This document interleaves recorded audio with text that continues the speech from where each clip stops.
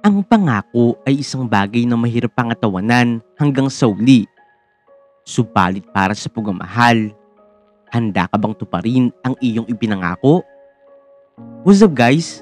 Sabay-sabay nating pakinggan ang kwento ng buhay ng lalaking si Jordan.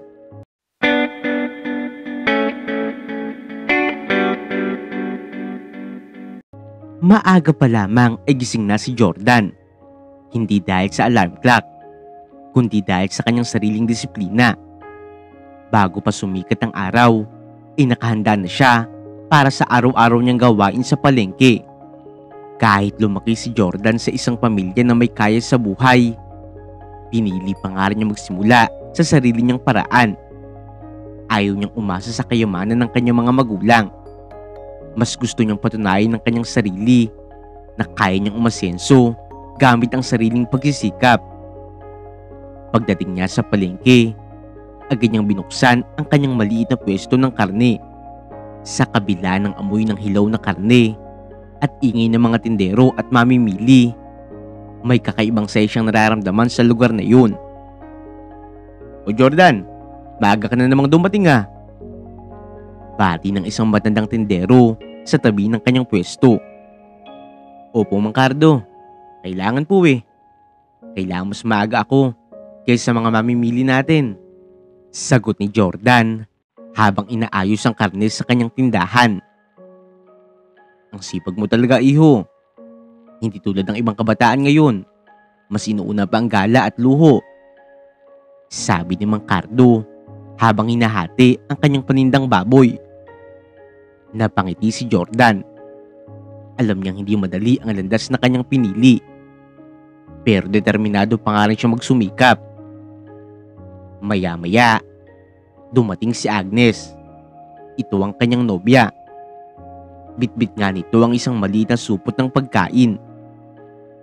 "Jordan, kumain ka muna bago ka magsimula," sabi ng kanyang nobyang si Agnes habang inaabot ang pagkain. "Ikaw talaga, Agnes.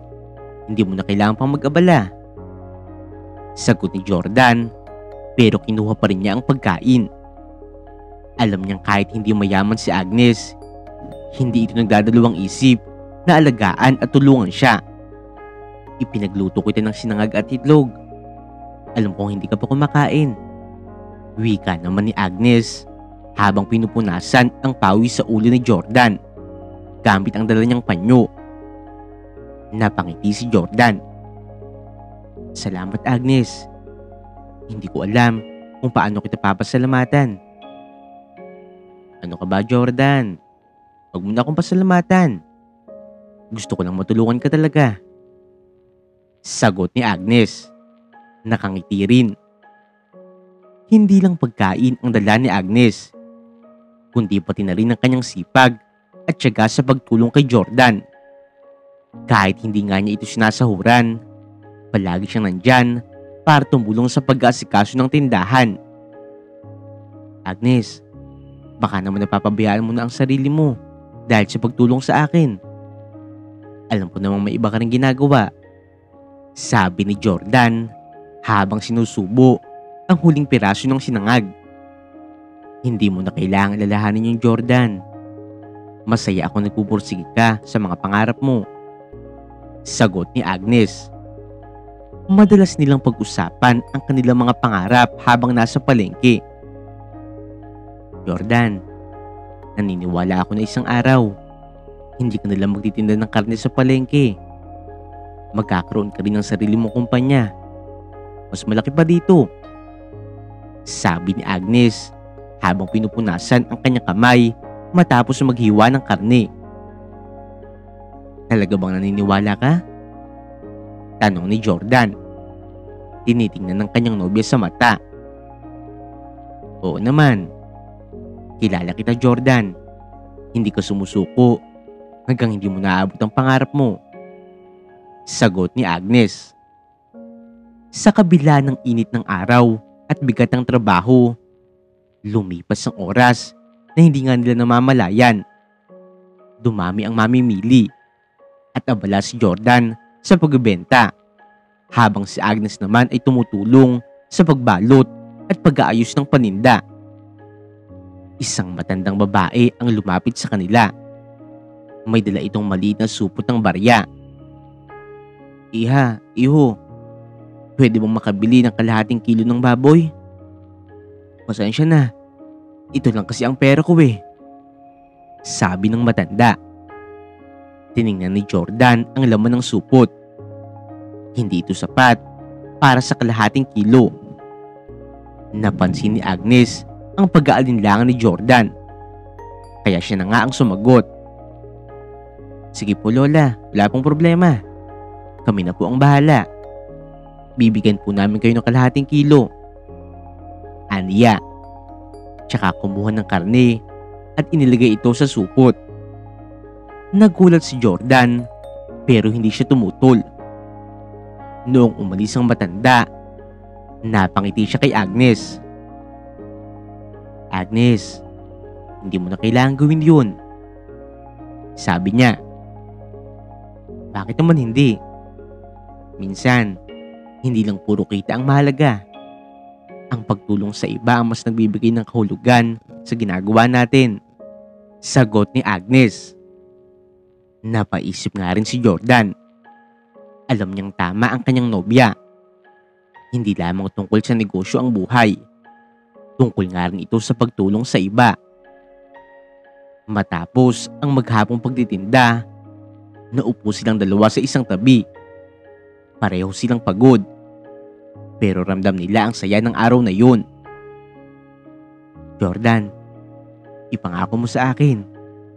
Kapag naging matagumpay ka na, huwag mong kalilimutan kung saan ka nagsimula, sabi ni Agnes habang nakatingin sa kanya. Hinawakan ni Jordan ang kamay ni Agnes. Pangako Agnes. At isa pa, kapag naging matagumpay na ako, ikaw ang una kong bibigyan ng magandang buhay. Babawi ako sa lahat ng mga tulong mo sa akin. Pangako yan. Napangiti si Agnes. Pero sa loob-loob niya, hindi niya kailangan ng kayamanan ni Jordan. Ang mahalaga sa kanya ay ang pagmamahal at respeto nito sa kanya. Lumipas sa mga buwan at unti-unting lumago ang negosyo ni Jordan. Mula sa isang maliit na pwesto sa palengke, nagkaroon siya ng pangalawang pwesto sa kabilang bayan. Sa halip na siya mismo ang nagtitinda araw-araw, kumuha na nga rin siya ng 2 tauhan para tumulong sa kanya. Isang umaga, abala si Jordan sa pag-asikaso ng bagong delivery ng karne. Bigla namang dumating si Agnes. May dalang baon ulit para sa kanya. O Jordan, kumain ka na ba? Tanong ni Agnes habang inilalapag ang dala niyang balot ng pagkain sa maliit na mesa sa gilid ng pwesto. Hindi pa nga eh. Ang dami ko kasing inaasikaso, sagot ni Jordan habang binibilang ang mga kahon ng panindang kakarating lamang. Kung magsakit ka niyan, paano ka magtatrabaho? Sabay turo ni Agnes sa isang bangko. Umupo ka muna kahit sandali. Kumain ka muna. Baka mamaya bumagsak ka na lang dyan dahil sa sobrang pagod at gutom. Napatawa naman si Jordan at umupo. Ikaw talaga Agnes. Para kang nanay ko. Napangiti si Agnes habang inaabot ang kutsara at tinidor kay Jordan. Alam mo naman, gusto lang kitang alagaan, di ba? Habang kumakain si Jordan, pinagmamasdan siya ni Agnes. Hindi lamang ang tindahan niya ang lumalago, kundi pati na rin ang tiwala niya sa sarili. Mas matikas na nga siyang kumilos, mas determinado at mas ambisyoso. Jordan, natutuwa talaga ako para sa iyo. Ang laki na ng pinagbago mo. Malaki na ang inangat mo. Wika ni Agnes. Napahinto si Jordan at tumingin sa kanya. At hindi ito mangyayari kung wala ka. Isak sa dahilan kung bakit hindi ako sumusuko. Namula si Agnes sa sinabi ni Jordan. Kahit alam niyang totoo yun, Hindi niya ito inaasahan na marinig ng direkta mula sa kanya. Hindi nagtagal, unti-unti na nga rin nakilala si Jordan sa kanilang bayan.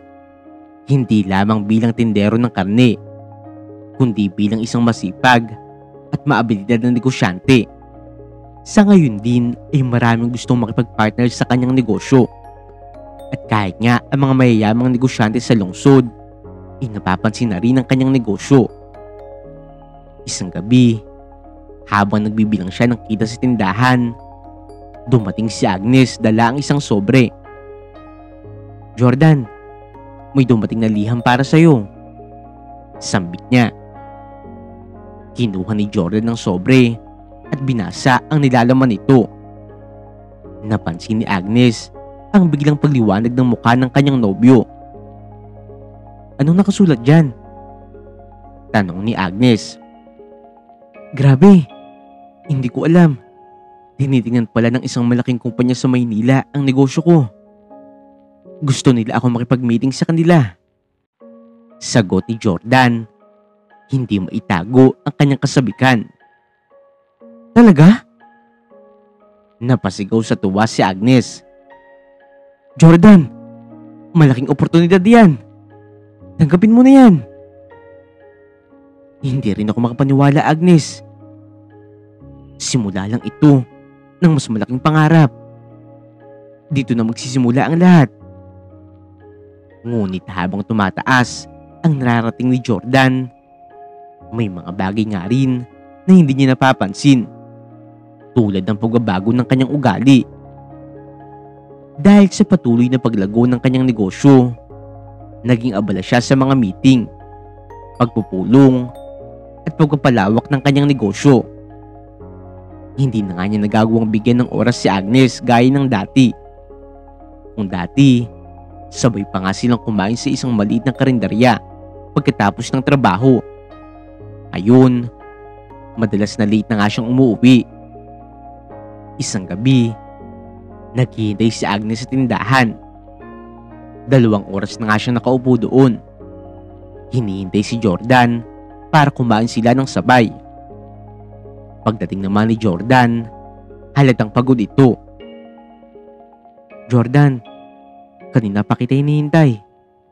Kumain na tayo," paanyaya ni Agnes. Napahinga ng malalim si Jordan at umupo sa bangko.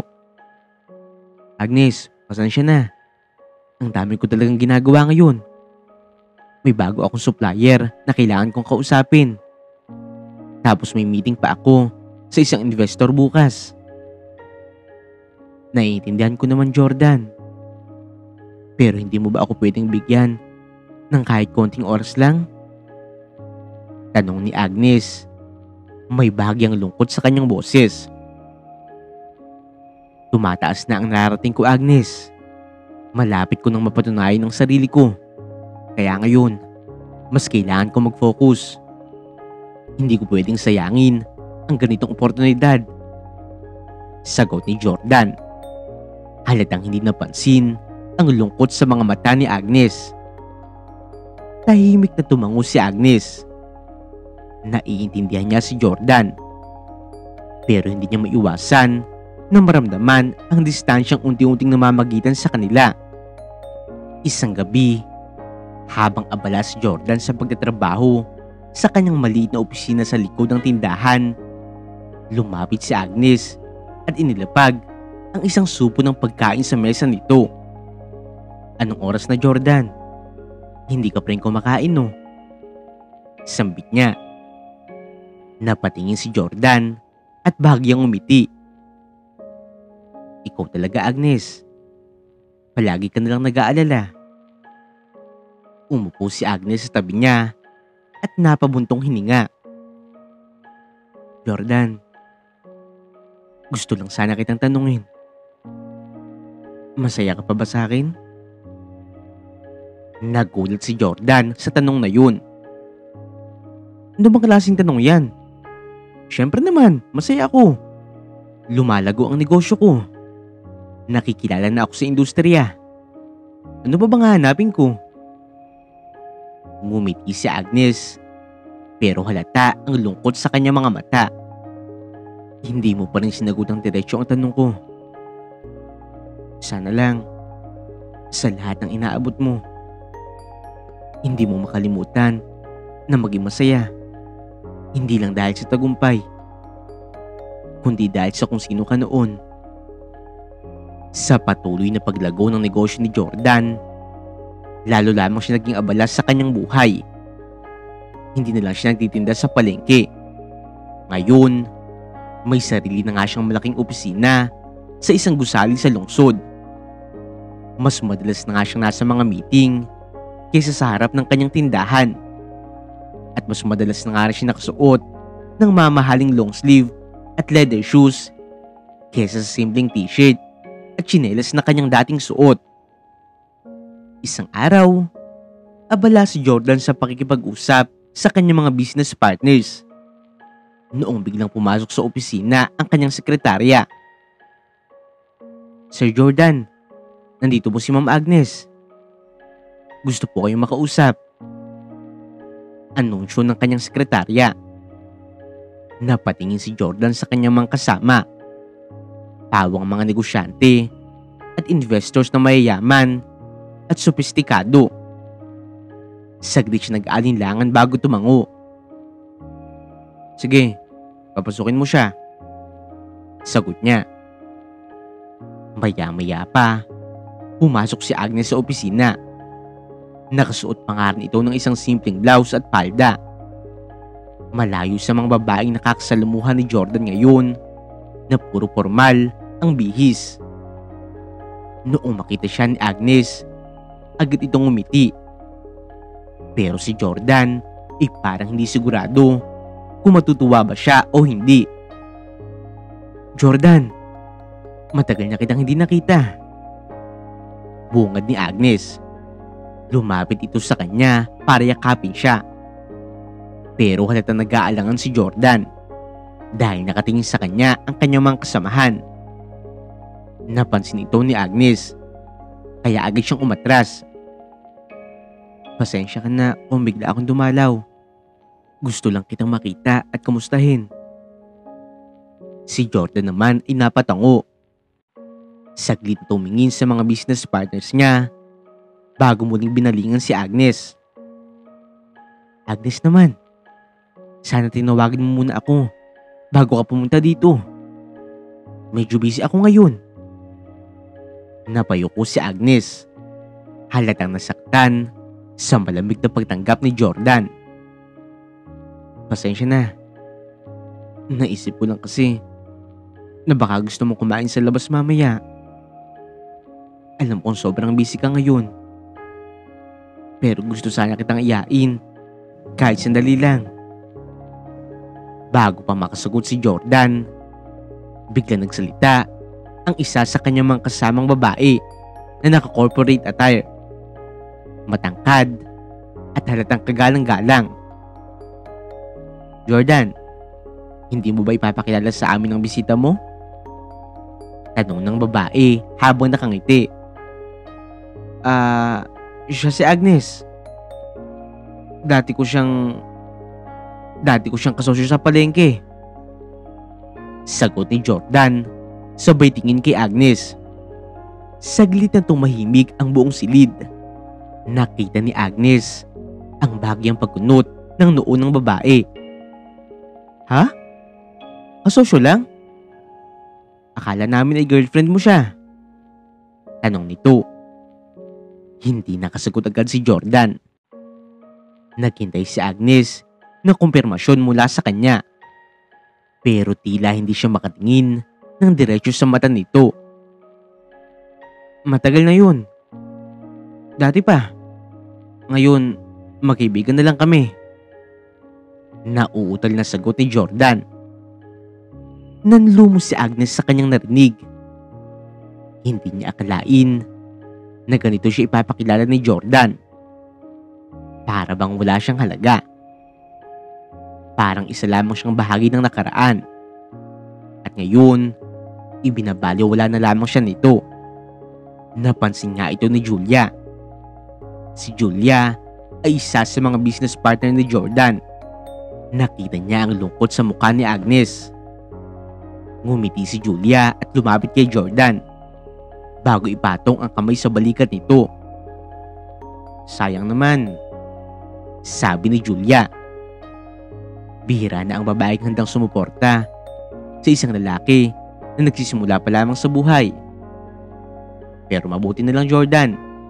Nasa ibang level ka na ngayon. Narinig ni Agnes ang sinabi ni Julia at lalong sumikip ang kanyang dibdib. Tumayo si Agnes. Pilit ang ngiti sa labi. Mukhang busy ka nga talaga, Jordan. Pasensya na sa istorbo." Nagmamadali siyang lumabas ng opisina. Hindi na nga niya hinintay pa na makasagot si Jordan. Pagkaalis ni Agnes, saglit siya tinignan ni Julia.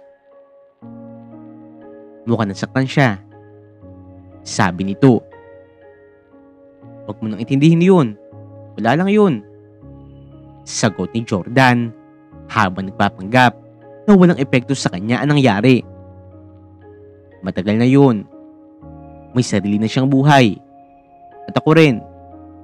Ngunit kahit sabihin niya ito, may kung anong kirot siyang nararamdaman sa kanyang dibdib. Sa mga sumunod na linggo, lalo pang naging abala si Jordan sa kanyang negosyo. Kasama niya palagi si Julia sa mga business meetings. At hindi nagtagal, naging malapit na nga rin sila sa isa't isa. "Jordan, mukhang kailangan mo na magpahinga. Tingnan mo ang sarili mo, oh. Hindi ka na nakakatulog ng maayos sa kakatrabaho," sabi ni Julia isang gabi habang nasa loob sila ng kanyang kotse matapos ang isang meeting. Napangiti si Jordan. "Kailangan kong pagtrabahuhan ang tagumpay ko, Julia. Hindi ito basta-basta makukuha. Hindi naman kita sinasabihang tumigil, Jordan. Pero siguro naman, pwede mo ring bigyan ng oras ang sarili mo," sabi ni Julia, sabay hawak sa kamay niya. Nagulat si Jordan sa ginawa ni Julia, pero hindi siya umalis. "Alam mo, Jordan, matagal na kitang hinahangaan," bulong ni Julia. "Matalino ka, masipag, at mayroong pangarap. Alam ko malayo ang mararating mo." Napatingin si Jordan kay Julia. Maganda ito, matalino, at alam ang pasikot-sikot sa mundo ng negosyo. Hindi tulad ni Agnes na simpleng mamuhay.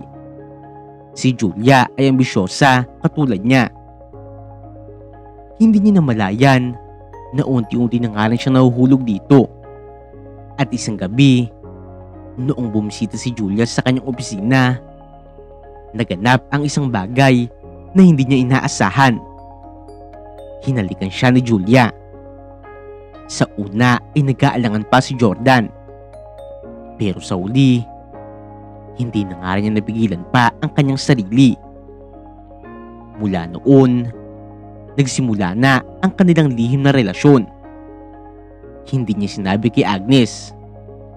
Hindi rin niya alam kung kailan at paano nga niya ito ipagtatapat. Ang sigurado lamang siya, nagbago na ang kanyang nararamdaman. Mas mahal na niya si Julia kesa kay Agnes. Isang araw, habang nasa loob ng opisina si Jordan, biglang pumasok si Agnes. "Jordan, pwede ba kitang makausap?" tanong ni Agnes. Halatang kinakabahan. Napatingin si Jordan kay Julia na nasa loob din ng opisina. Mabilis na tumayo si Julia at inayos ang kanyang blouse. Aalis na ako. Mukhang may pag-uusapan kayo," sabi ni Julia habang lumalabas ng pintuan. Noong makalabas na si Julia, agad na hinarap ni Jordan si Agnes. "Jordan, sabihin mo sa akin ang totoo," sabi ni Agnes. Nanginginig ang kanyang boses. "Totoo?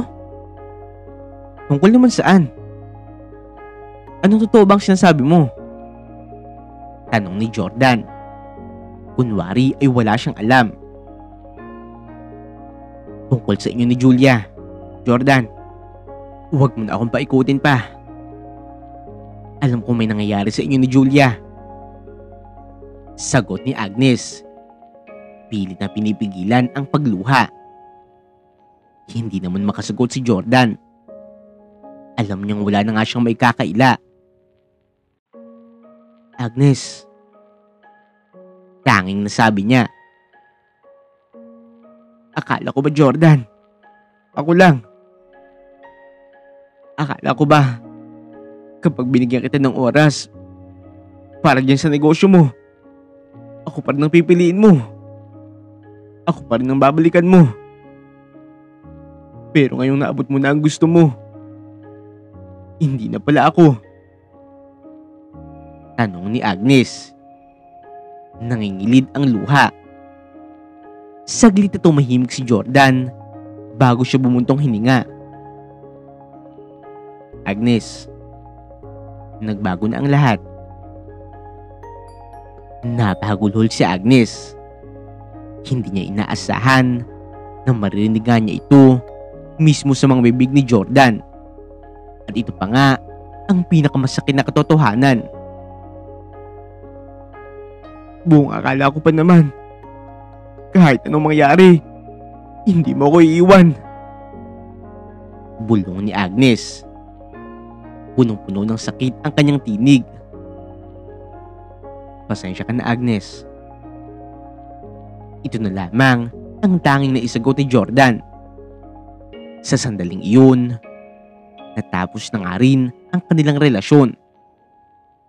Lumipas ang mga linggo matapos ang paghiwalay nila Jordan at Agnes. Ngunit hindi pa nga rin tuluyang nawala ang lungkot sa puso ni Agnes. Hindi niya inakala na ang lalaking pinagsilbihan at minahal niya ng buong puso ay pagpapalit lamang siya sa iba. Sa kabilang banda, si Jordan ay patuloy na abala sa kanyang negosyo kasama si Julia. Madalas silang magkasama sa mga business meetings, gala at social events. Unti-unti na nga rin napalitan ng luho at kasiyahan ang dating payak na buhay ni Jordan. Isang gabi ay inimbitahan si Jordan sa isang barangayang party na inorganisa ng ilan sa kanyang mga business partners. Ang venue ay sa isang mamahaling hotel sa Maynila. Punong-puno ng ilaw, musika at mamahaling alak. Jordan, halika! Tikman mo tong alak na to. Galing po to ng France. Wika ng isa niyang kasosyo habang inaabot ang isang baso ng mamahaling alak. Ngumiti si Jordan at kinuha ang baso. Hindi siya dating mahilig sa ganitong uri ng kasiyahan. Pero ngayon, tila naging bahagi na nga ito ng kanyang bagong buhay. O diba, Jordan? Mas maganda na ang buhay mo ngayon. Mas nababagay ka talaga sa mundo ng mayayaman kaysa sa palengke lang. Sabi ni Julia habang nakahawak sa kanyang braso. Napatawa naman si Jordan. Hindi ko rin inakala na aabot ako dito, Julia. Parang noon lang, nangangarap lang ako ng sariling tindahan. Ngayon, may sarili na akong kumpanya. Hindi lang kumpanya, Jordan. Ikaw na mismo ang hinahangaan sa industriya ng negosyo. Ang dating tindero ng karne, isa na ngayong milyonaryo. Sabat naman ng isa sa kanilang kasamahan. Natawa si Jordan at tumango. Oo nga, hindi ko na kailangang bumalik sa dati kong buhay. Ngunit sa kaloob-looban niya, may munting bahagi pa rin ng kanyang puso ang tila kumukontra sa kanyang sinabi. Isang araw, habang galakad si Jordan sa isang mall kasama si Julia, bigla siya natigilan noong makita niya si Agnes. Nasa kabilang bahagi ito ng mall. May hawak itong isang plastic bag ng grocery. Hindi ito nakapustura, gaya ng mga babaeng nakakasama niya ngayon. Pero iba ang kislap ng mata nito. Parang masaya sa kabila ng lahat na nangyari sa kanila. Hindi rin naiwasan ni Agnes na mapansin si Jordan. Sandali nga sila nagkatitigan. "Jordan, may problema ba?" tanong ni Julia noong mapansing natigilan siya. Agad siyang bumalik sa katinuan at tumingin kay Julia. Wala. Tara na." Sagot niya. Mabilis siya naglakad papalayo. Ngunit ramdam niya na sinusundan nga siya ng tingin ni Agnes. Sa gabing yun, habang nasa opisina si Jordan, hindi niya maiwasang mapaisip. Bakit tila may puwang pa rin sa kanyang puso tuwing naaalala niya si Agnes? Hindi ba't ito mismo ang buhay na pinangarap niya? Bakit pakiramdam niya ngayon ay may kulang? Habang tumatagal, unti-unti nagbabago ang relasyon nila Jordan at Julia. Kung dati ay palagi nagdalaan ng oras si Julia sa kanya, ngayon, mas madalas na nga itong abala sa sarili nitong negosyo. "Julia, hindi na tayo masyado nagkakasama." Reklamo ni Jordan isang gabi habang sila ay kumakain sa isang mamahaling restaurant. Napabuntong hininga naman si Julia. "Jordan, pareho tayong mayroong trabaho.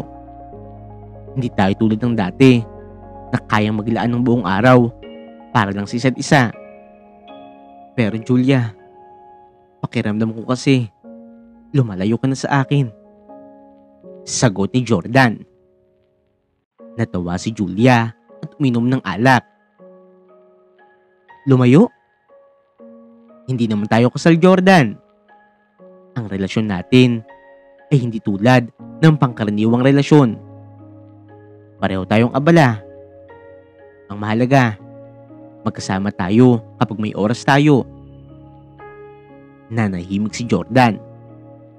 Noon lang niya napagtanto na magkaiba pala sila ng pananaw ng relasyon.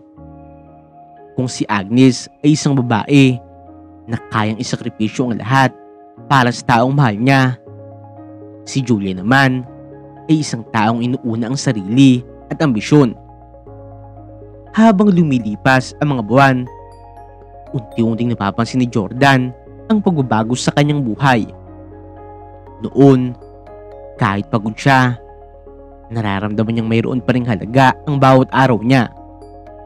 Ngayon, kahit mayaman na nga siya, tila hindi na nga siya lubos na masaya.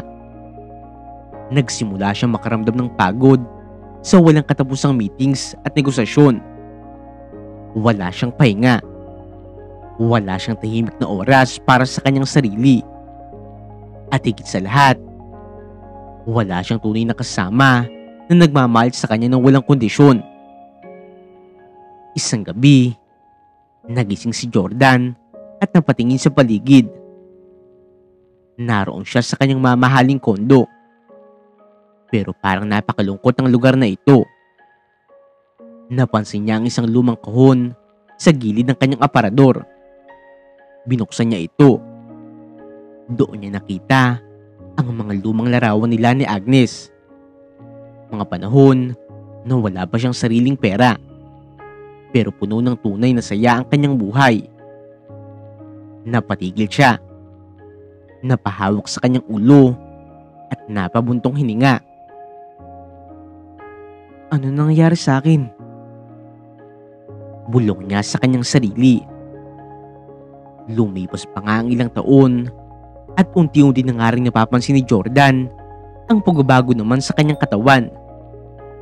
Dati-rati, kaya niya magtrabaho mula umaga hanggang gabi nang hindi nakakaramdam ng pagod. Ngunit ngayon, kahit sandali lamang siya nakatayo sa opisina, pakiramdam niya ay bumibigat ang kanyang katawan. Madalas na nga siyang nahihilo at may mga gabi na hindi siya makatulog dahil sa matinding pananakit ng kanyang likod at kasukasuan.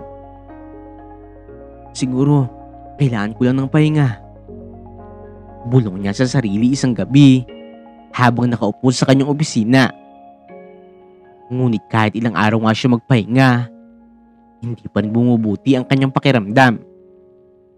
Hanggang sa isang araw, habang nasa isang pulong kasama ang kanyang mga business partners, bigla siya nakaramdam ng matinding pagkahilo. "Jordan, ayos ka lang ba?" Ang business partner niya na ngayon ay kasintahan na rin niya. Tumango si Jordan. Pilit pa rin iniinda ang sakit. "Oh Julia, siguro gutom lang ako." Ngunit ilang sandali pa nga, lumabo ang kanyang paningin. Pinilit niyang bumangon mula sa kanyang upuan. Ngunit hindi na nga niya nagawa pang lumakad. "Jordan!" Sigaw ni Julia noong bumagsak ito sa sahig. Nagkagulo ang lahat sa opisina. May tumawag ng ambulansya at ilang minuto lamang ay sinugod na nga si Jordan sa ospital. Nagising si Jordan sa loob ng isang puting kwarto. Mahina at halos hindi maigalaw ang kanyang katawan. Sa tabi niya ay nakaupo si Julia. Nakakunot ang noo at may halong pag-aalala sa kanyang muka. "Anong nangyari?" Mahina niyang tanong. "Bigla ka nalang bumagsak, Jordan," sagot ni Julia. "Ang sabi ng doktor, matagal ka na daw na may iniindang sakit, pero hindi mo pinapansin." Sa sandaling yun, pumasok ang doktor. May hawak na clipboard. "Mr. Rivera, kailangan nating pag-usapan ang kondisyon nyo." Napalunok si Jordan. Alam niyang hindi magandang balita ang maririnig niya. "Ang kalusugan mo ay hindi maganda," patuloy ng doktor. "Mayroon kang malubhang kondisyon ngayon na nangangailangan ng matagalang gamutan. Kailangan mong sumailalim sa matinding gamutan at posibleng isang operasyon para maiwasan ang mas malalang komplikasyon." Hindi agad nakapagsalita si Jordan. Ramdam niya ang bigat ng balita. "Ano pong kailangan kong gawin?" tanong niya. Matapos ang ilang minuto na katahimikan, "Kailangan mo magpahinga ng gusto. Iwasan ang stress. Sundin ang gamutan. At huwag nang ipilit ang sarili sa trabaho," sagot ng doktor. "At higit sa lahat, kailangan niyo ang suporta mula sa iyong pamilya at mahal sa buhay."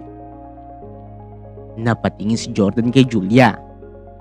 Hawak nito ang kanyang kamay. Pero kita niya sa mga mata nito ang pag-aalinlangan. Sa mga unang linggo ng gamutan, palagi nasa tabi ni Jordan si Julia. Inaasikaso nito ang kanyang mga pangangailangan. Sinasamahan siya sa kanyang mga check-up at sinisiguro na kumpleto ang kanyang mga gamot. Ngunit habang tumatagal, napansin ni Jordan ang pagbabago sa kilos ni Julia. Madalas itong wala sa ospital. Palagi mayroong dahilan kung bakit hindi siya makakapunta sa kanyang mga therapy sessions. At kapag magkasama sila, madalas lamang itong nakatutok sa kanyang cellphone. Isang gabi, habang nakahiga si Jordan sa kama ng ospital, nakita niya nag-aayos si Julia ng kanyang bag. "Saan ka pupunta?" Mahina niyang tanong. Tumingin sa kanya si Julia. Baka sa muka ang pag-aalinlangan. "Jordan, kailangan ko nang bumalik sa trabaho.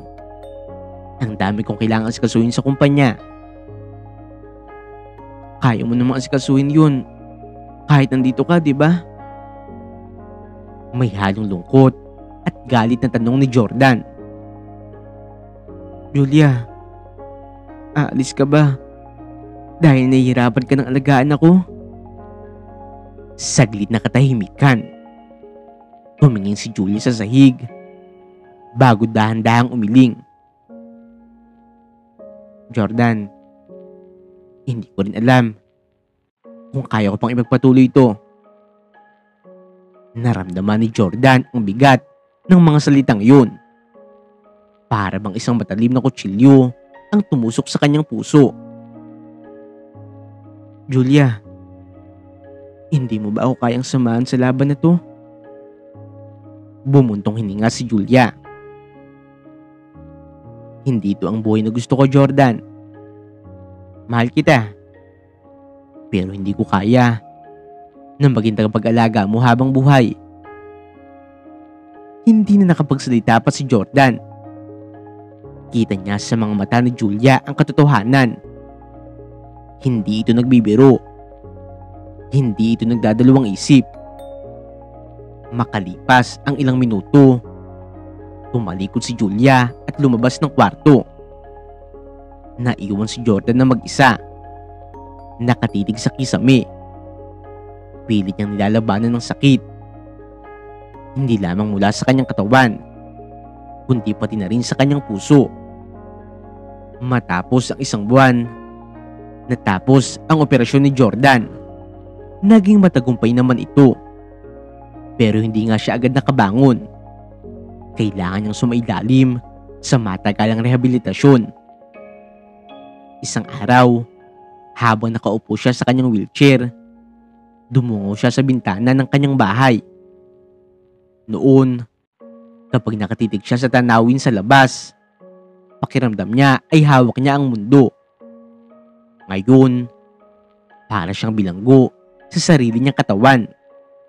Walang magawa, kundi hintayin ang paglipas ng oras. Nagdesisyon nga siyang kumuha ng bagong kasambahay na mag-aalaga sa kanya. Sir, may paparating na pong aplikante para sa posisyon. Sabi ng isa niyang kasambahay isang hapon. Tumango si Jordan. Sige, papasukin mo siya. Narinig niya ang mga yabag ng isang babae papalapit sa kanya. Noong lingunin niya ito, napanganga si Jordan sa sobrang gulat. Si Agnes. Si Agnes na minsan niyang minahal at pinabayaan. Nanlaki nga rin ang mga mata ni Agnes noong makita siya. Jordan? Mahina nitong sabi. Agnes, ikaw ang bago kong kasambahay? Halos hindi makapaniwalang tanong ni Jordan. Tumango si Agnes. Kita sa kanyang muka ang pag-aalinlangan. Hindi ko alam na ikaw pala ang aalagaan ko. Sagot niya.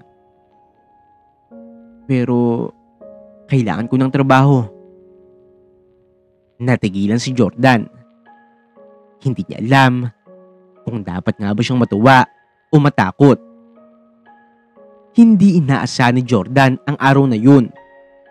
Akala niya sa lahat ng taong posibleng humarap sa kanya bilang bagong kasambahay, si Agnes pa ang ipapadala ng tadhana. Nanatili siya nakaupo sa kanyang wheelchair. Nakatitig kay Agnes na halatang nagulat din sa kanilang muling pagkikita. Tahimik ang paligid. Parang bumagal ang oras. Tanging ang marahang paghinga nilang dalawa ang naririnig sa loob ng malawak na sala ng mansyon ni Jordan. Ikaw ba talaga ang bago kong kasambahay? Muling tanong ni Jordan. Halos hindi pa rin makapaniwala. Tumango si Agnes. Halatang hindi rin alam kung paano ipapaliwanag ang sitwasyon. Oo, ako nga. Wala rin talaga akong kaalam-alam na ikaw pala ang amo na sinasabi sa akin. Saglit silang nagkatitigan. Parang may kung anong bigat sa kanilang mga puso. Isang hindi natapos na kwento mula sa kanilang nakaraan. Anong ginagawa mo dito, Agnes? Mahina, ngunit puno ng emosyon na tanong ni Jordan. Tumingin si Agnes sa sahig bago siya sumagot. Kailangan ko ng trabaho. Hindi naging madali ang buhay ko, Jordan. Kailangan kong mabuhay. Kailangan kumayod. Napayuko si Jordan. Sa kanyang isip, bumalik ang lahat ng alaala nila noon. Kung paano siya sinamahan ni Agnes sa pagsisimula ng kanyang negosyo. Kung paano nga siya nito tinulungan nang walang hinihinging kapalit. Kung paano niya ito pinagpalit para lamang kay Julia, na ngayon ay iniwanan siya sa kabila ng kanyang kalagayan. Pumikit siya at marahang huminga. Hindi niya alam kung ikasasaya ba niya na muling nag-cruise ang kanilang landas, o dapat nga ba siyang mahiya dahil siya mismo ang dahilan kung bakit nasira ang kanilang relasyon noon. Kung hindi ka naman komportable, naiintindihan ko. Pwede na akong umalis. Hindi ko naman kailangang ipilit ang sarili ko dito. Biglang sabi ni Agnes. Hindi agad nakasagot si Jordan. Sa halip, tinitigan lamang niya ang muka ng babaeng minsan niyang minahal. At aminado siya na hindi pa rin nawawala ngayon ang damdaming yun. Hindi. Manatili ka. Kailangan ko ng tao mapagkakatiwalaan. Sagot niya. Muling nagtagpo ang kanilang mga mata. Sa pagkakataong yun, may halong lungkot at pangunawa ang kanilang mga tingin. Makalipas ang ilang araw, nagsimula na magtrabaho si Agnes sa bahay ni Jordan. Hindi ito nakitaan ng anumang pag-aalinlangan sa kanyang trabaho. Ginampanan niya ang lahat ng kanyang tungkulin ng maayos. Mula sa paghahanda ng pagkain, paglilinis ng silid ni Jordan, hanggang sa pagbabantay sa kanya sa tuwing kailangan niyang uminom ng gamot. Sa tuwing ginigising siya ni Agnes tuwing umaga para sa kanyang therapy session, hindi maiwas ni Jordan ang mapangiti. Sanay pa rin si Agnes sa kanya. Parang walang nagbago. Maliban na lamang sa katotohanan na hindi na nga sila magkasintahan. Isang umaga, habang tinutulungan siya ni Agnes na lumipat mula sa kama patungo sa kanyang wheelchair, hindi napigilan ni Jordan ang mapatitig sa mukha ng babae. Salamat, Agnes. Mahina niyang sabi. Napatigil si Agnes at tumingin sa kanya. Salamat saan? Sa lahat. Sagot ni Jordan. Sa pag-aalaga mo sa akin. Kahit na alam kong hindi mo kailangan gawin to. Bahagyang umiti si Agnes, pero may lungkot sa kanyang mga mata. Trabaho ko ito, Jordan. Huwag mong lagyan ng kahit anong mali siya. Natahimik si Jordan. Napansin niyang parang mayroong harang pa rin sa kanilang pagitan. Hindi rin naman niya pwedeng sisihin si Agnes. Alam niyang malalim ang sugat na iniwan niya noon.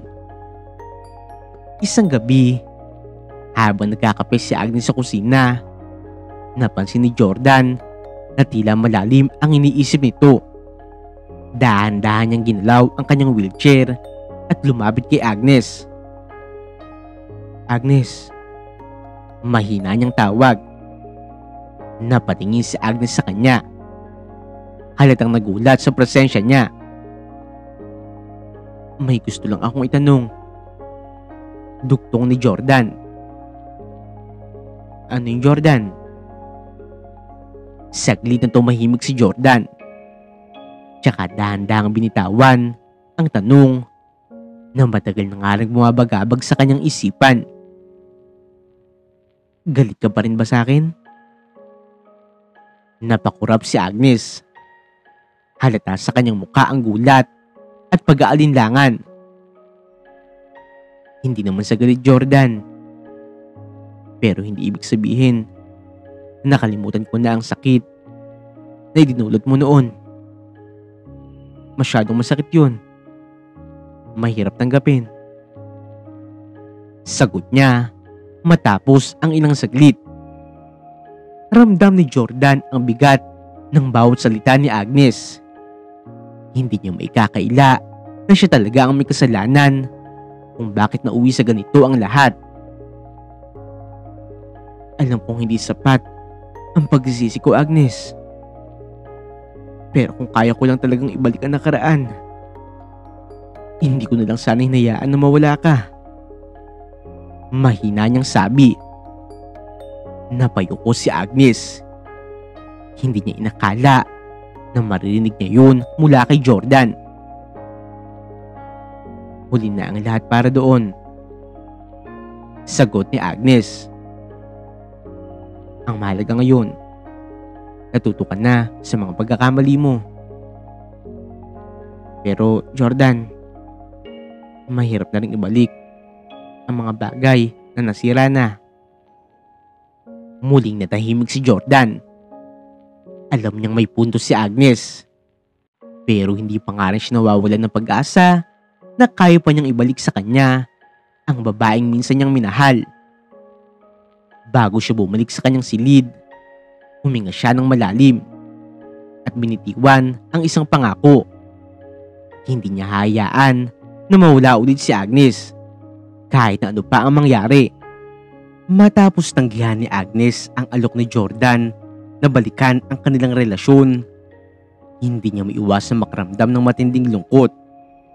Sa unang pagkakataon, napagtanto niyang hindi pala lahat ng bagay ay kayang bilhin ng yaman. Hindi nito kayang bilhin ang tiwala at pagmamahal na nawala na. Noong gabing yun, hindi siya makatulog. Napaupo siya sa kanyang kama, nakatingin sa kisame habang iniisip ang mga bagay na nagawa niya noon. Lahat ng alaala niya kay Agnes, ang kanilang masasayang sandali, ang kanyang pangako dito at ang kanyang kasalanan, paulit-ulit na bumabalik sa kanyang isipan. Paano ko ba magagawang ituwid ang lahat? Paano ko maitatama ang pagkakamali ko sa kanya? Tanong niya sa kanyang sarili. Kinabukasan, maaga siyang bumangon. Sa kanyang pagpasok sa kusina, nadatnan niya si Agnes na abala sa paghahanda ng agahan. Napatitig siya dito. Tinitingnan ang paraan ng maingat itong paghihiwa ng prutas. Ang napakasimple nitong kagandahan na walang halong kolorete at ang mahinahon nitong kilos. Para bang bumalik siya sa nakaraan, sa mga araw kung kailan siya ay isang simpleng lalaki lamang na nangangarap ng tagumpay. At si Agnes ay nandoon, kasama niya, sumusuporta sa kanya. Lumapit siya ng dahan-dahan at umupo sa pagkainan. Napansin ni Agnes ang kanyang presensya at bagyang tumango bilang pagbati. Magandang umaga. Bati ni Jordan. Pilit na nagpapakita ng ngiti. Magandang umaga rin.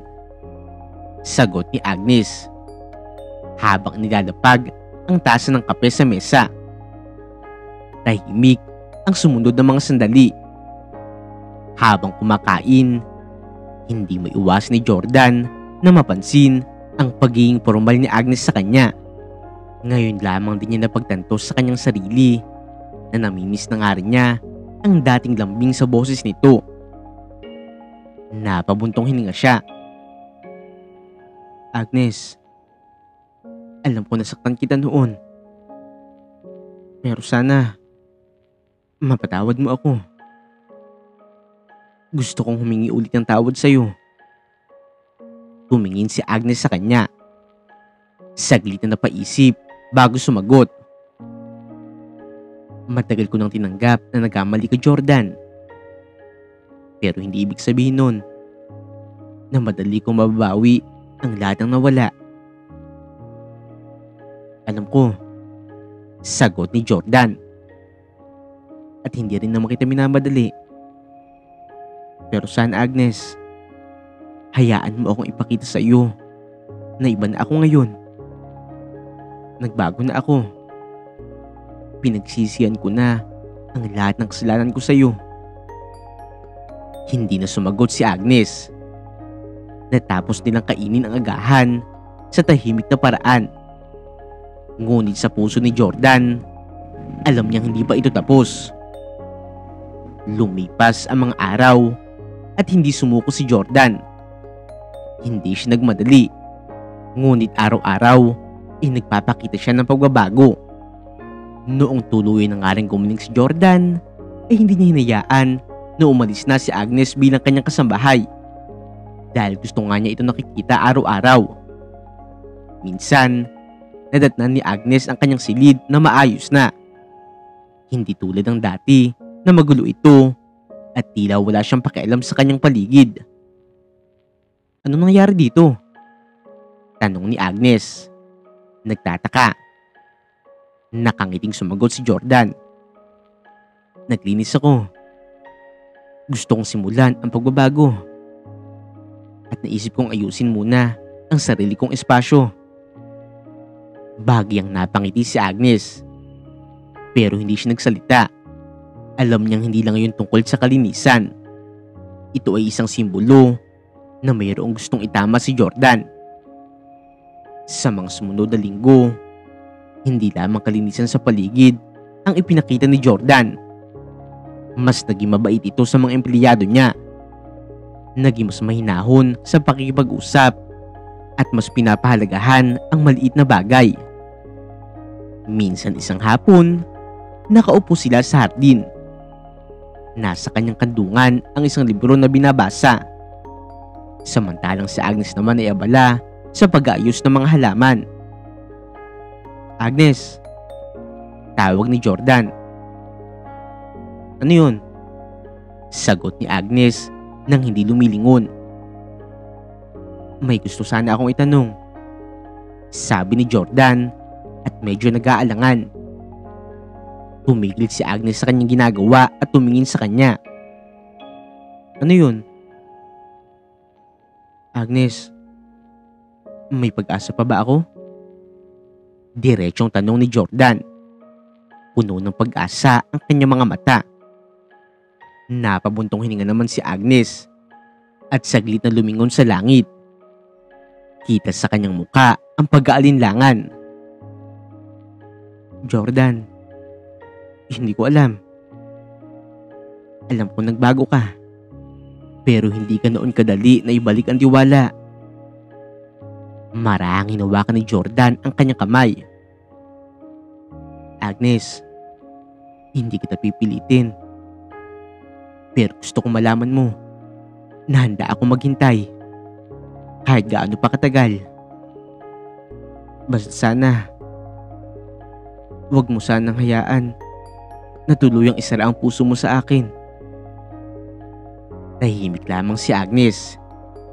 Ngunit sa kanyang mga mata, alam ni Jordan na hindi pa siya tuluyang nawawalan ng pagkakataon.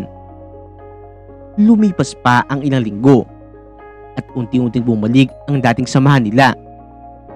Hindi na lamang basta employer at kasambahay ang turingan nila. Unti-unting bumabalik ang dating pagsasama nila bilang magkaibigan. Isang araw, habang bumibili sila ng pagkain sa paboritong tindahan ni Agnes, napansin ni Jordan ang isang luma ngunit matibay na bracelet sa kamay nito. Matagal mo nang suot yan, di ba? Tanong ni Jordan. Napangiti si Agnes at tumango. Regalo mo to sa akin dati.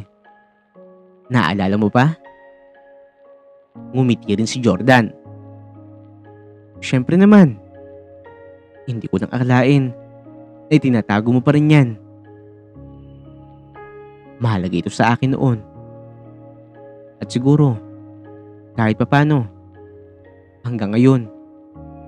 Sagot ni Agnes. Sa narinig niya, parang may kung anong liwanag na sumilay sa puso ni Jordan. Alam niyang may pag-asa pa rin siya. Lumipas pa ang ilang buwan at hindi nagtagal, unti-unti na nga rin lumambot ang puso ni Agnes. Hindi rin niya maitatanggi na unti-unti na nga rin siyang nahuhulog ulit kay Jordan. Lalo na noong makita niyang hindi lang salita ang ipinapakita nito, kung hindi gawa. Hanggang isang gabi, habang nasa balkonahe sila at pinagmamasdan ang buwan, biglang nagsalita si Agnes. Jordan, sa palagay ko, oras na din para bigyan natin ng isa pang pagkakataon ng isa't isa. Halos hindi makapaniwala si Jordan sa kanyang narinig. Totoo ba yun, Agnes? Tumango si Agnes. May ngiti sa kanyang labi.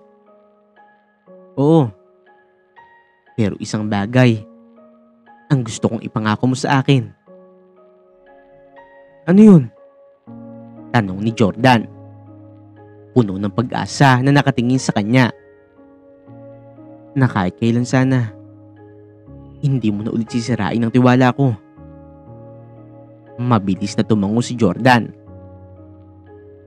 Ipinapangako ko, Agnes, hindi na kita lolokohin kailanman. At sa pagkakataong yun, tuluyang bumalik ang kanilang pagmamahalan. Hindi na kailangang magpaliwanag pa. Ang mas mahalaga, natutunan nilang pareho ang kanilang mga pagkakamali. At sa pagkakataong ito, handa na nga silang magsimula muli. Pagkalipas ng ilang buwan, mula nung muling tanggapin ni Agnes si Jordan, nag-iba ang ihip ng hangin sa kanilang relasyon. Hindi na ito tulad ng dati na puno ng pangamba at alinlangan. Sa pagkakataong ito, mas maingat na nga silang dalawa.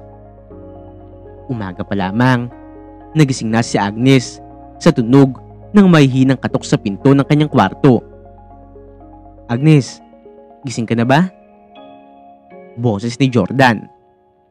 Tila may bagyang kaba. Napabuntong hininga si Agnes at dahan-dahang bumangon. Binuksan niya ang pinto at bumungad sa kanya si Jordan na may hawak na isang tray ng agahan. May scrambled eggs, bacon, at isang tasang mainit na kape. Anong ginagawa mo? Nagtatakang tanong ni Agnes habang pinagmamasdan ang tray. Ngumiti si Jordan. Pinagluto kita ng almusal. Gusto ko lang ipakita sa iyo na hindi lang ikaw ang dapat na palagi nag-aalaga. Ako rin. Hindi napigilan ni Agnes ang mapangiti. Bagamat sanay na nga siyang inaalagaan ng ibang tao, hindi niya inaasahan na gagawin ito ni Jordan para sa kanya. Salamat, Jordan. Sagot niya, sabay kuha sa tray. Wala yun. Basta kumain ka ng mabuti, ha? May sorpresa pa ako mamaya. Sagot ni Jordan bago umalis. Habang kumakain, hindi maiwas ni Agnes na mapaisip. Ibang-iba na nga talaga si Jordan ngayon. Kung noon, ay puro lamang sarili nito ang iniisip. Ngayon, ay mas inuuna na nga siya nito. Ngunit sa kabila ng mga pagbabagong yun, may natitira pa nga rin konting takot sa kanyang puso. Iniisip niya kung totoo nga ba ang lahat ng ito. At hanggang kailan nga ba ito magtatagal? Makalipas ang ilang oras, inaya ni Jordan si Agnes sa isang parke malapit sa kanilang lugar. Hindi ito katulad ng dati nilang pinupuntahan. Walang maraming restaurant o mamahaling destinasyon. Sa halip, isa itong simpleng lugar kung saan mayroong mga matataas na puno, malawak na damuhan at isang maliit na lawa sa gitna. Habang naglalakad sila, tahimik lamang si Agnes. Ramdam ni Jordan ang pag-aalinlangan nito. Kaya siya na rin ang bumasag ng katahimikan. Agnes, gusto ko lang sabihin sa iyo na hindi na kita bibiguin ulit. Pangako yan. At ang pangakong to, handa akong tuparin. Napahinto si Agnes at tumingin sa kanya. Jordan, Hindi mo kailangang sabihin yan palagi. Alam ko, sagot ni Jordan. Pero gusto kong marinig mo. Dahil hindi lang ito pangako. Ito na rin ang bagong ako. Hindi agad nakasagot si Agnes. Sa halip, tinapunan niya ng tingin ang lawa sa kanilang harapan. Tahimik na umaalon ito sa mahinang pag-ihip ng hangin. Alam mo ba, Agnes, kung bakit kita dinala dito? Tanong ni Jordan. Umiling naman si Agnes. Bakit nga ba? Kasi nung bata pa ako, madalas akong pumunta dito kapag may gusto akong pag-isipan. Isa ito sa mga lugar kung saan natutunan ko na makinig sa sarili kong puso. At dito ko rin naisip na wala ng ibang babae na gusto kong makasama habang buhay, kundi ikaw lang. Tumingin si Jordan kay Agnes. Napayuko si Agnes. Pilit niyang tinatago ang bagyang pumumula ng kanyang pisngi. Pero Jordan, hindi ko pa rin maalis ang takot na baka isang araw magbago ka na lang ulit. Mahinang hinawakan ni Jordan ang kanyang kamay. Kung darating man ang araw na yon, ipaalala mo sa akin ang sandaling ito. Ipaalala mo kung gaano kita kamahal, kung paano kita ipinaglaban, at kung paano ko natutunan ang tunay na halaga mo sa buhay ko. Tahimik na tumango si Agnes. Alam niyang wala na siyang ibang pwedeng gawin ngayon kung hindi muling maniwala. At ito ang unang hakbang para sa kanilang bagong simula. Makalipas ang ilang buwan na muling pagsasama, napagdesisyonan na nga rin nilang pareho na lumagay na sa tahimik. Isang gabi, magkasama nga sila sa ilalim ng isang puno na punong-puno ng kumikinang na ilaw. Lumuhod si Jordan sa harap ni Agnes at inilabas ang isang maliit na kahon. Agnes, handa ka na ba na magsimula muli? Hindi na kailangan pa magsalita ni Agnes. Sa kanyang mga mata, nakita na nga ni Jordan ang kasagutan. Oh Jordan, simula pa lang, masaya na ulit ako sa'yo. Simulan na natin to. At sa gabing yun, naselyuhan na nga ang kanilang pangako na magsisimula muli nang walang takot, walang pag-aalinlangan, at walang pag-aalinlangan na pipiliin ang isa't isa. Sa kabila ng lahat ng pinagdadaanan nila noon, matapang silang sumubok muli sa kanilang relasyon. Dumating ang araw ng kanilang kasal. Isang simple, ngunit magandang seremonya ang inihanda nila. Hindi ito barangya tulad ng dati nilang pangarap.